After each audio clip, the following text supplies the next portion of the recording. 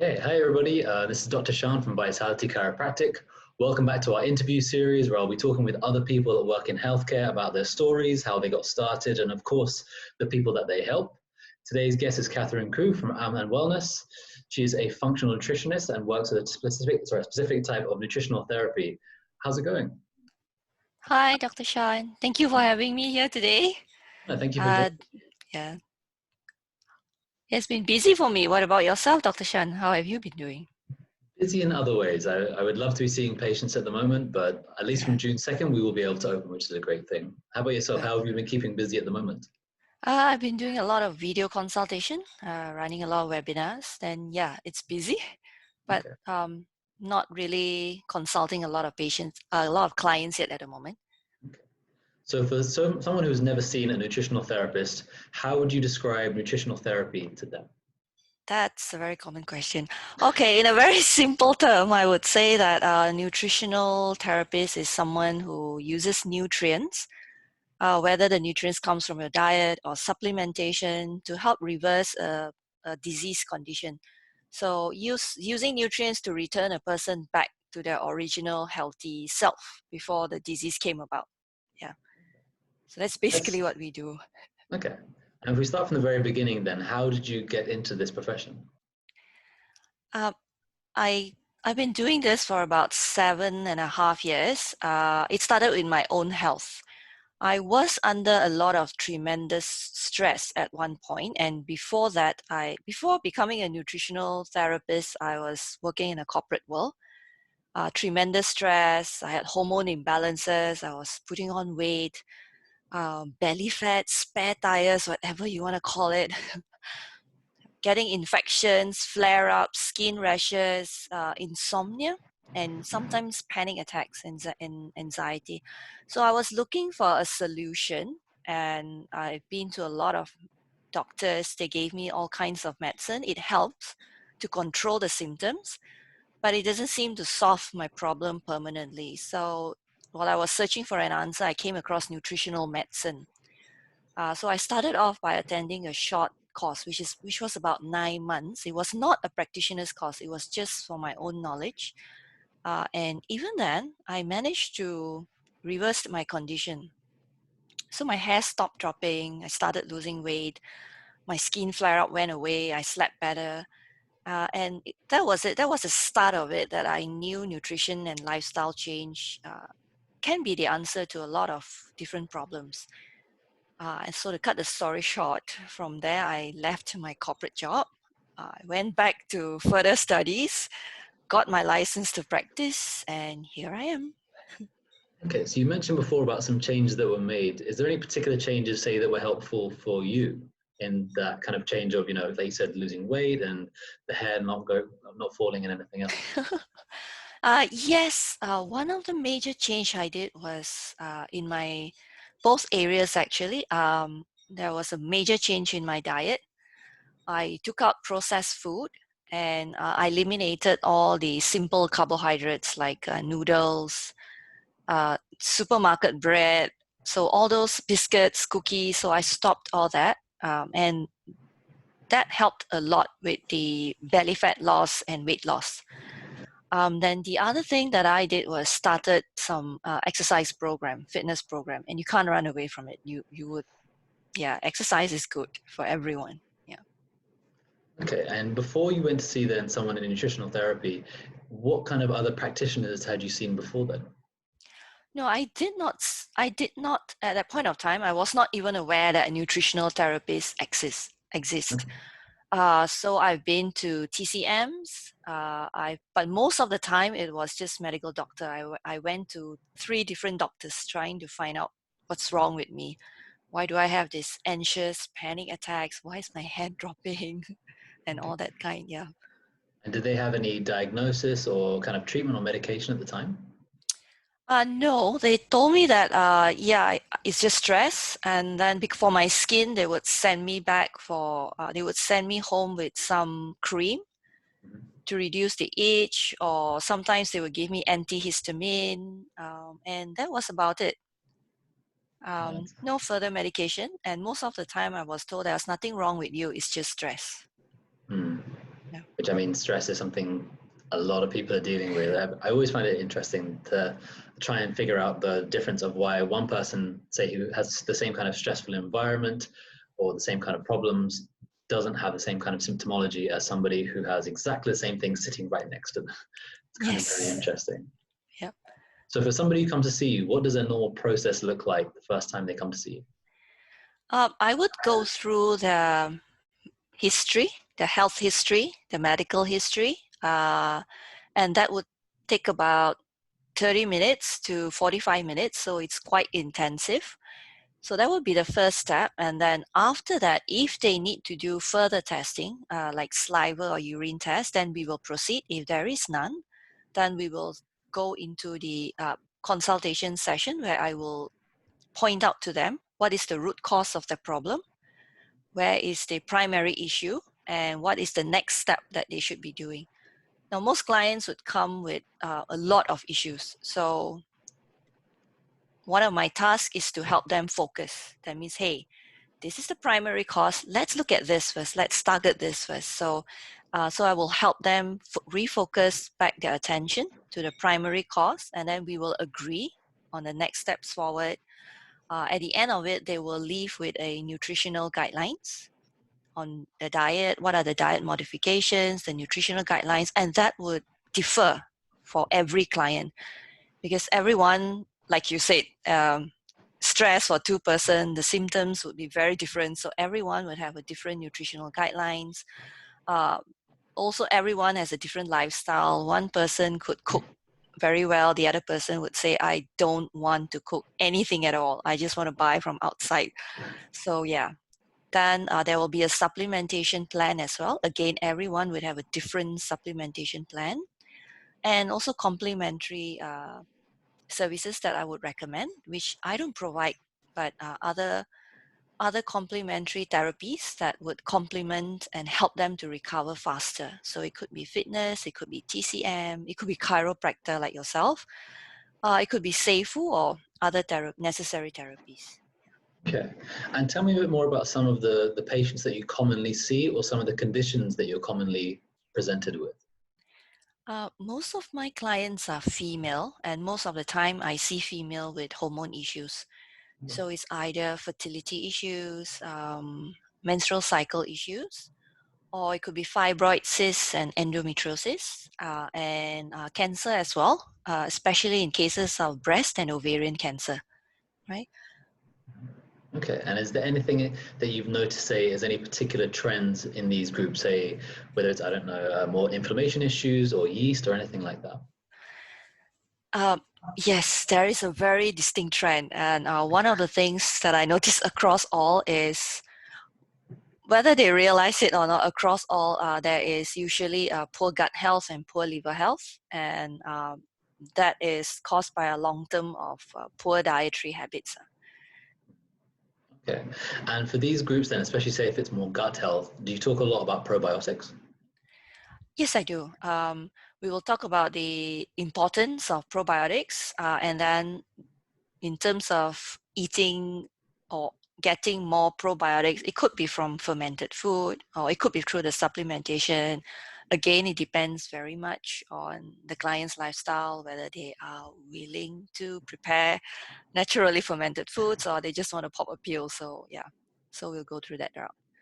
And for some of the people watching then, could you explain a bit more about probiotics? Because I know for some people, this may be a bit of an alien term. Okay.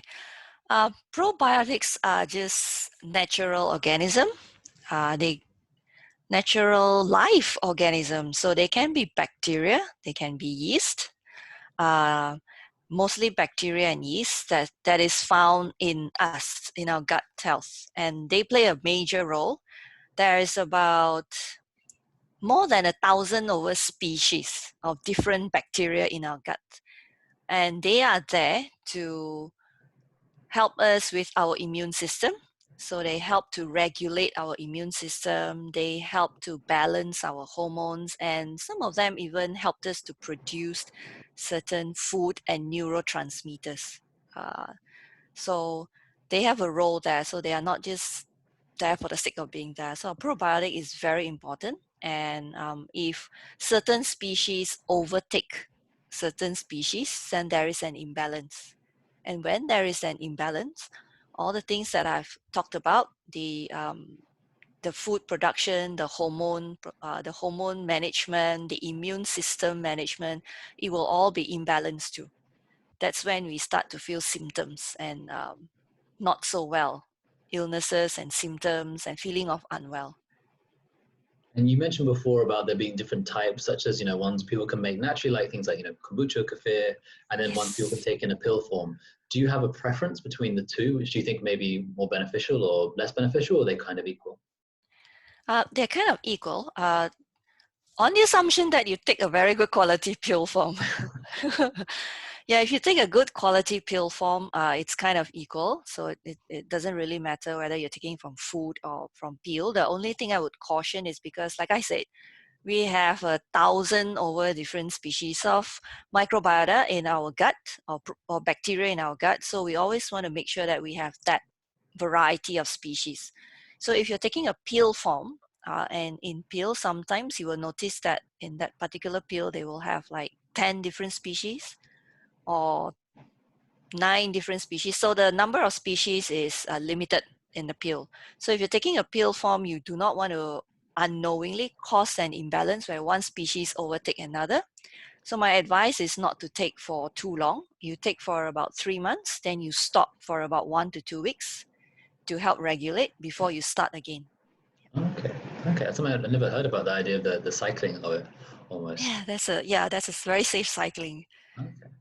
What are some of the biggest challenges that you find with your clients? Following a fixed diet plan. No, that was the first. I used to give fixed diet plans to people. Eat this, don't eat this. This is how your breakfast is gonna look like. This is how your lunch is gonna look like.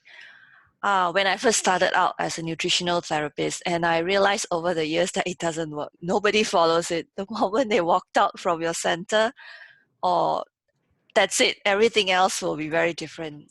Um, so I've stopped. So I find that that's the most difficult way, the most difficult thing for people to follow. So I've stopped. So now what I do is to give them guidelines and educate them on why these guidelines are necessary. And even if they have left my consultation in the future, the guidelines will still apply, because then it's like a lifestyle of what to do and what not to do, rather than what to eat and what not to eat. No, I agree. I think that's more important that people know how to make those changes going forward rather than always depending on whatever type of practitioner to always be like the stick that pokes them from behind. Yeah.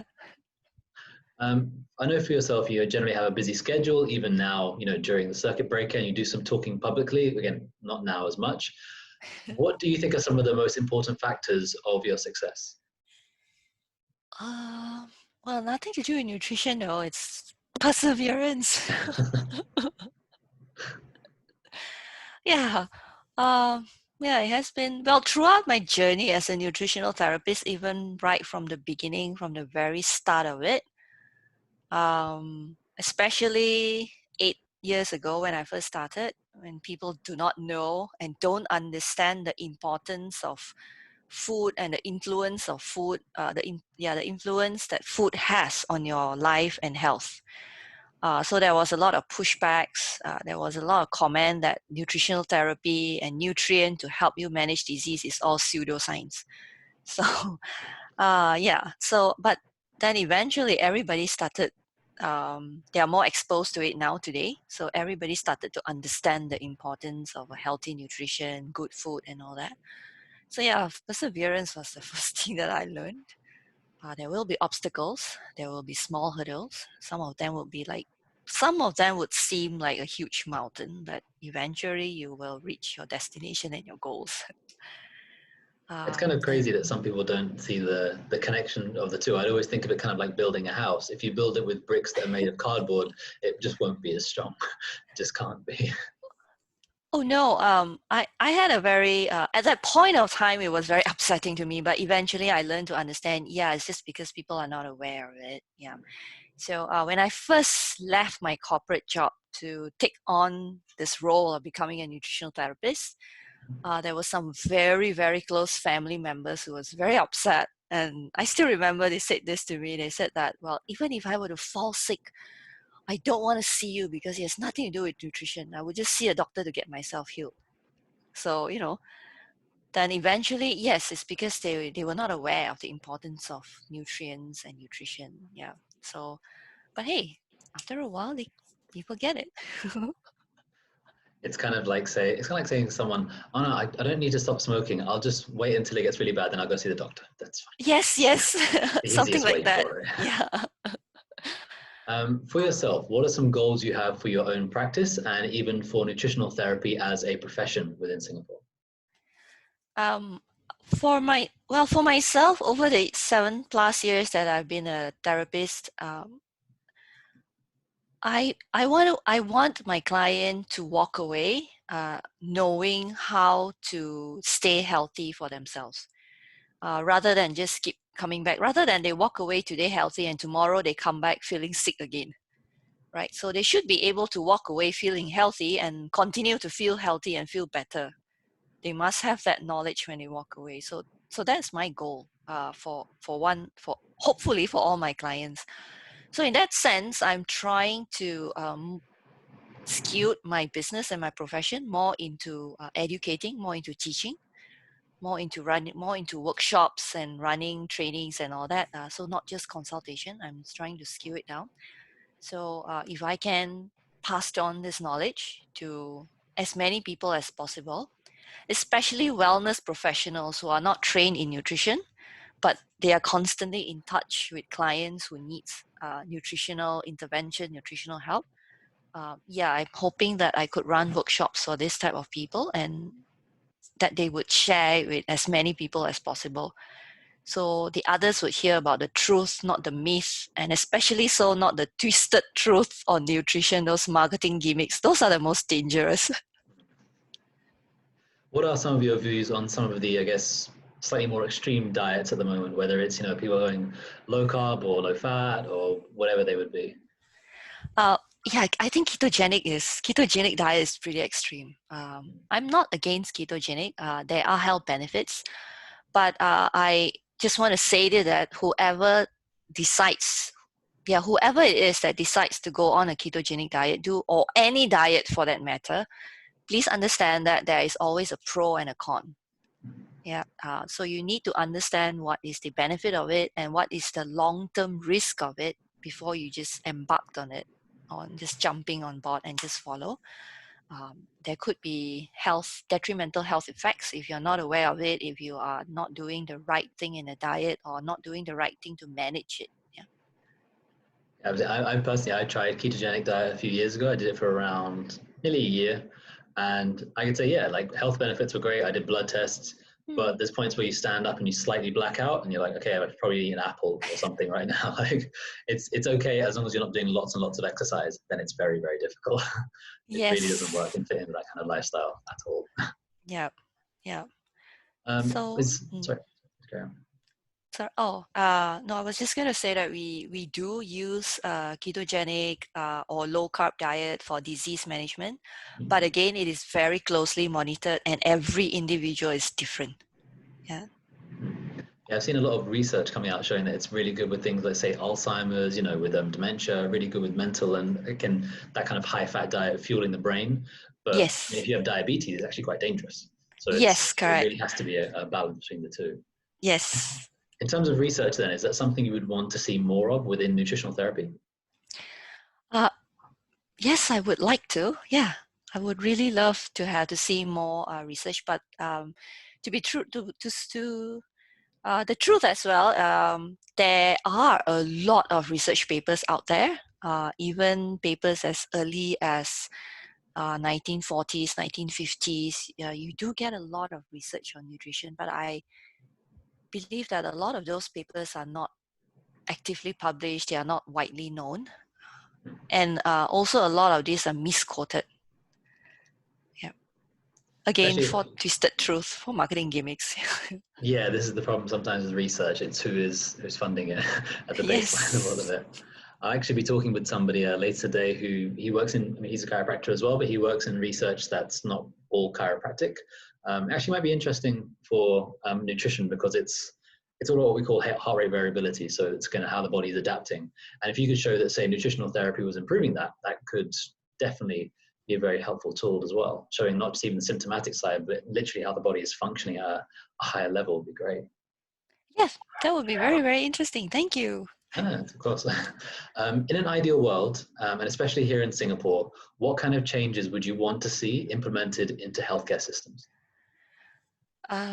Okay, I see that. I see this across almost every country globally. I won't say in Singapore specifically, but generally across most countries. Some countries are doing better than others, but in general, I would love to see a better preventive care system. I think today, most of the time, it's either you have a disease or not. If you have a disease, well, all is not well. So then go and seek medical help. And I think we know that. Take for example diabetes. It doesn't happen overnight. It takes about 8 to 10 years for diabetes to happen, to develop. So if there is a way to let this person know, or even for the practitioners to know that there is a trend, this patient is trending towards diabetes, it could have been stopped rather than wait until, you have diabetic, there is high sugar found in your blood, then you go for a treatment. So yes, I think that element of preventive healthcare, it's not strong enough, it's not prevalent enough at this moment. No, I agree. Like you said, there are some countries which do really well with it. I think actually, to us, even Singapore does really well having regular health checks. Yeah. But I know, like, say, back home, I went for blood checks because I asked to. Otherwise, it's not a standard thing at all. Yeah, and also the public in general. I mean, a lot of people still missed their regular health checks. They are still not paying attention to the regular health checks. Yeah. So for people that are currently working from home, I know things will be changing soon for some people, but a lot of people are still going to be staying at home. What kind of Yes. tips or advice would you give for those people? Set aside a proper meal time. Well, I said that because for me, especially so for small families or those who are alone. You have this tendency to mix your meal times with your work time, and you would be eating in front of your laptop and all that. And then after that, at the end of the day, you might overeat, and that's not a good thing. So I think the first rule is set aside a proper meal times, even if it's just for yourself. Set that half an hour, 45 minutes aside just to eat. Don't look at your laptop, don't look at your phone. And chew slowly, enjoy your food. If you're eating with a family, do that to set aside, eat together as a family, and just enjoy the food. I think, and after that, when you go back to your office, I don't think this is going to happen. I don't think it's going to be more people sitting in front of a laptop like now and then eating as soon as they can. For people that are staying at home, then what would your views be on, say, something like intermittent fasting? Do you think that's something that could be useful? Yes, that is something that could be useful. If you find that you are overeating, you're putting on weight, or even if you are not, you can use intermittent fasting to enhance your immune system. Even for the elderly, but for the elderly, if they are frail, don't do it. Only if they are still strong, they are not frail, they are relatively healthy, and they are still able to go about doing their own chores daily by themselves. You can do that intermittent fasting. You don't have to do it for the long term, say every week, 7 days. And you can do that every quarterly, or if you're very gung-ho, every monthly. That would be good enough to reset, that would be good enough to reset your immune system. Yeah. If for the younger crowd, if you are young, you are still active, and you want to do intermittent fasting daily, yes, go ahead, not a problem. For children, no. I agree. I think it'd be a very difficult thing emotionally as well to try and get a child to not want to eat To eat breakfast or this, yeah. anything else. No, not for children. Yeah. Okay, and before we end today, getting a little bit more personal, what is some advice that you would give yourself if you could talk to yourself, say, 5 or 10 years ago? 5 or 10 years ago, I would say don't be afraid to speak up. Yeah, on a more personal note, yes, I think 5-10 years ago, I would say don't be afraid to speak up for things that you think is right. Yeah. I think it's a good advice. Sometimes we can all be a little bit quiet and just kind of let things happen personally or anything else. Yeah. Okay, so thank you so much for joining me today, Catherine. Thank you for everybody who's been watching this either live or watching on the replay. If you have any questions, of course, you can reach out to Catherine. She will be tagged in the description, so it'll be for her and for Aman Wellness. And if you have any questions for me, of course, just leave them in the comments, or you can reach me at 8438-9550 or help@vitalitychiropracticcentres.com. Thank you for joining me again today. Thank you for having me, Dr. Shaan. I really appreciate it.